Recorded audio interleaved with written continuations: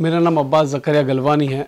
मैं धारावी कुमारवाड़ा में रहता हूँ और हमारी परिवार जो यहाँ धारावी कुमारवाड़ा में रहते करीबन 3 पीढ़ी से रहती है। 1921 में 1921 से धारावी कुमारवाड़ा में मिट्टी का काम करते हैं। ये गणपति मूर्ति हमारे परिवार, जैसे हम मुस्लिम कम्युनिटी से रिलेशन रखते हैं, फिर भी मेरे मन में बहुत शौक था कि मूर्ति बनाऊं। तो मैं बचपन से कुछ ना कुछ एनिमल्स, घोड़े, हाथी वगैरह बनाता था। पर करीबन मैं 7-8 साल की उम्र में था, तब से हमारे मोहल्ले में, हमारे आजू बाजू के लोगों के लिए मैं छोटी छोटी मूर्तियाँ, उनके डेकोरेशन का काम करता था।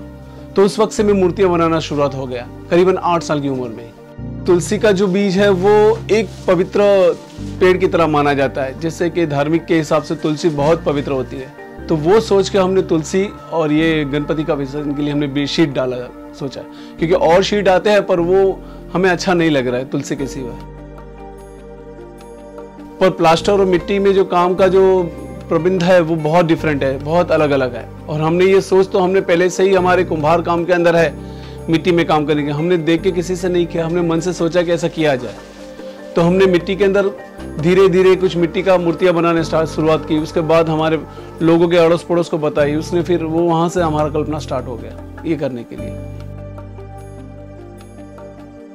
अभी हमने सोचा है कि ये अभी तो छोटी मूर्तियां बनाई है घरों के लिए, जो लोग आसानी से अपने घरों में लाके विसर्जन कर सके। पर अभी कुछ वैसी मूर्तियां भी बनानी है जो बड़े बड़े पंडाल और मंडाल के लिए बनती है, जैसे कि वो प्लास्टर ऑफ पेरिस में 8 फीट की 10 फीट की मूर्तियां बनती है, पर वो बहुत बुरी तरह से विसर्जन होता है, तो हमको अच्छा नहीं लगता वो चीज़।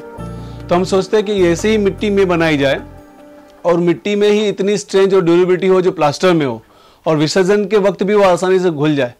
तो वो मिट्टी की हम अभी तक डेवलप कर रहे हैं कि अगर वो बड़ी से 5 फुट से लेकर 10 फुट की मूर्ति उस मिट्टी में बनाई जाए और लाइट वेट भी हो, डिजोल्व भी अच्छी तरह से हो जाए, उसकी कोशिश जारी है, वो हो जाएगा जल्द से।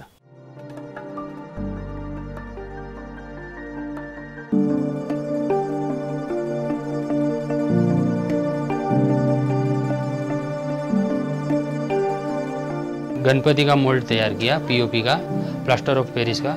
फिर उसमें वो मिट्टी जो हमारा गुजरात से आता है, थान से, और वो मिट्टी बना के फिर उसमें हमने मोल्ड में मेकिंग किया। फिर मोल्ड में बनाने के बाद फिनिशिंग करते हैं, हाथ बीत लगाते हैं। फिर उसको इस तरह से आप देख रहे हैं कि ये ड्राई करते हैं हम लोग, फिर उसको पेंटिंग किया जाता है। और बनाने के टाइम पे जब भी मोल्ड में हम लोग भरते हैं तो उसके पीछे के साइड पे, मतलब ये जो गणपति है यहाँ पीछे के साइड पे हम लोग उसको तुलसी के बीज को अंदर ऐड करते हैं, ताकि वो जब भी मेल्ट होगा, पानी डाल के जब भी मेल्ट होगा तो कुंडे के अंदर झाड़ उसका उगता है बाद में।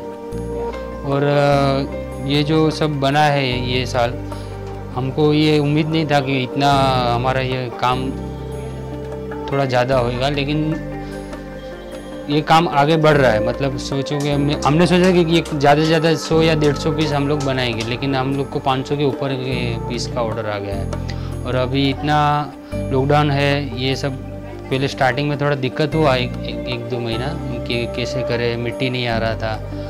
तो फिर थोड़ा रिलेटिव से थोड़ा जुगाड़ करके, थोड़ा जिसके पास मिट्टी था वो उन लोग से पास से मिट्टी लेके हम लोग ने स्टार्ट किया। लेकिन जैसे ही स्टार्ट किया तो हम लोग को अच्छा टारगेट मिला बनाने का। फिर हम लोग यही कुछ 10 जन का टीम है पूरा, और काम चल रहा है।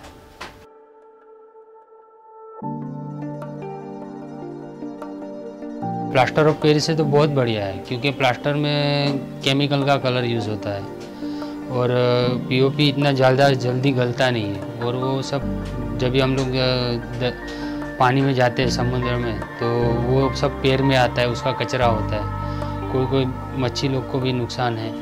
इससे अच्छा ये मिट्टी का आपको ये ज़्यादा से ज़्यादा पौने घंटे में ये पूरा मेल्ट हो जाता है।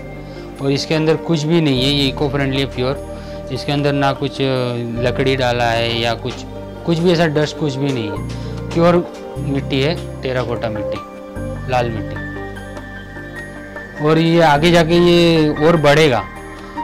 अभी मैं आपको बोलता हूँ, हम लोग को अगले साल के लिए ये हमारा टारगेट है कि 5000 के ऊपर बनाने का टारगेट है अगले साल के लिए। और काफ़ी हम लोग को इंक्वायरी आ रहा है इसका।